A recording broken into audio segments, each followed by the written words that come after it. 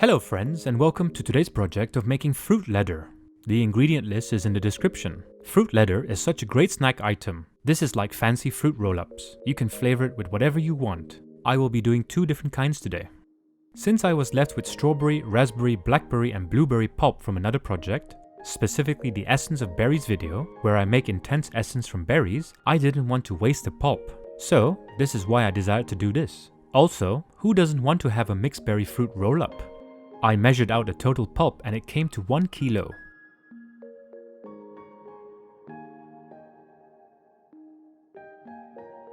Next, I will incorporate about 6 apples, 3 red apples and 3 green ones. The secret to good fruit leather is fiber for the structure, in this case in the form of apples. Peel the apples and drop them in water to avoid them from browning. Cut the apples and take the core out. I came to a total weight of about 500 grams for the apples. In the next step, you will need a food processor or blender. I'm going to blend the apples first to break them down.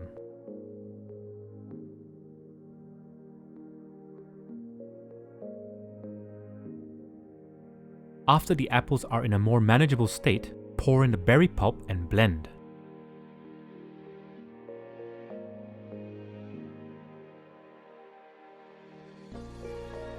Let that go for a couple of minutes.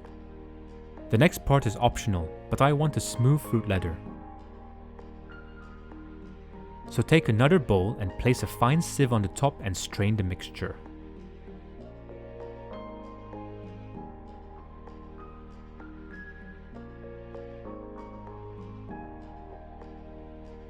Continue until a lot of it goes through.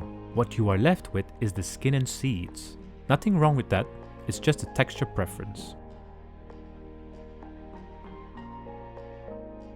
That looks beautiful. Nice color and smooth.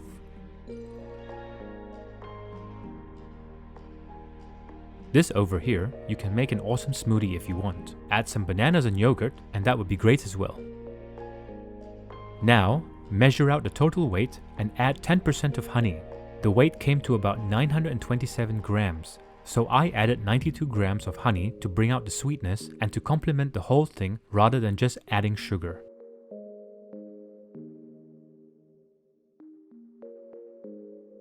Give that a mix. So in order to make this, you will need a food dehydrator or you can convert your oven into one. I'm going with a low heat of 60 degrees Celsius with an aim of about 4 to 8 hours. It all comes down to how you spread your mixture and if your dehydrator has a good output of constant heat. Plus in my case, I had to keep rotating the tray due to the placement of the dehydrator fan. You will see what I mean shortly. You will need to do this with either parchment paper or silicone mats. I would recommend you use silicone mats for an easy release later on. Take some spoonfuls of the mixture. Be generous, but not too generous. Remember, the thicker the layer, the longer it will take at 60 degrees Celsius. Spread it evenly and take your time. It took me some time to spread the mixture, but it's all worth it if you want a good end product. Just repeat until you have done all of your trays.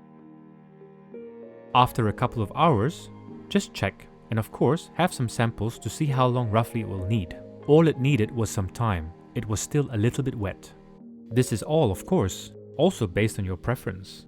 If you want it chewy, leathery, brittle and so on. You might have to play around with your location as well, due to the humidity. In the meantime, while that is almost ready, I purchased some silica gel. They are used to absorb moisture in a container. You will see a lot of these in food packaging. This one here is food safe. Just remember not to eat them.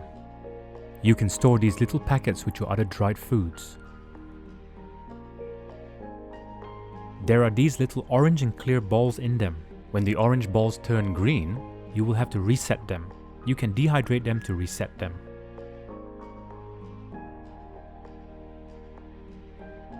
I placed 2 in the container that I'm going to store my fruit leather in.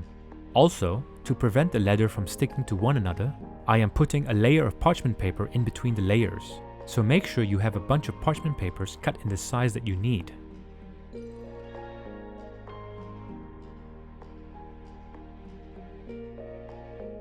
Once they are done, they should feel dry to the touch. peel back and they should come off super easy. Use a pair of scissors to cut the size that you want. You can use a knife as well, but I find scissors to be easier. Just continue cutting them and building your layers in the container. Once you are done, you can seal the airtight container. Keep it for a couple of months on the shelf, ready for your snack time. I'm going through that box so fast. Now for the mango version. Here I have 1 kilo of mango that has been made into puree. Add the apples. The apples were about 500 grams.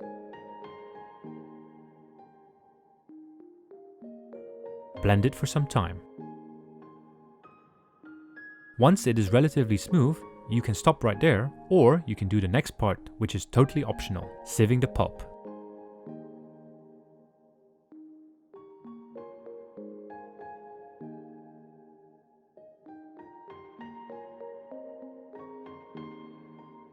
This is the combination of apple and mango fibers.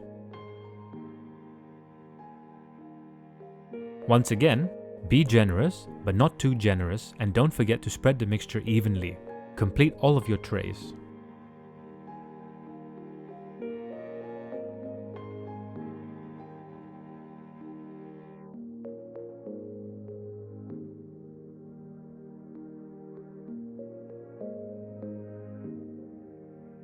I did the spreading of the mango mixture better. I like the translucent nature of this fruit leather.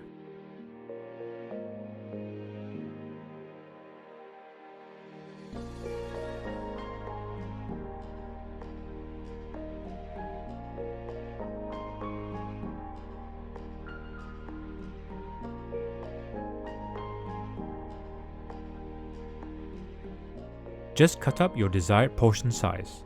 This time, however, if you don't have silica gel, you can always use rice as a moisture absorber. Just place a piece of parchment paper on the top of the rice and continue to cut out the portions of mango fruit leather.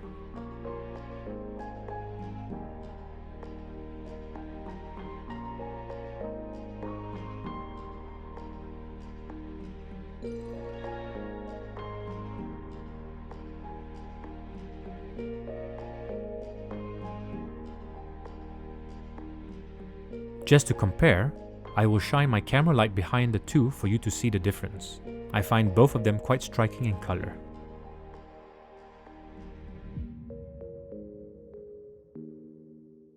Well, there you have it, fruit leather. Make it with whatever fruit. Such a great snack item. All natural and addictive.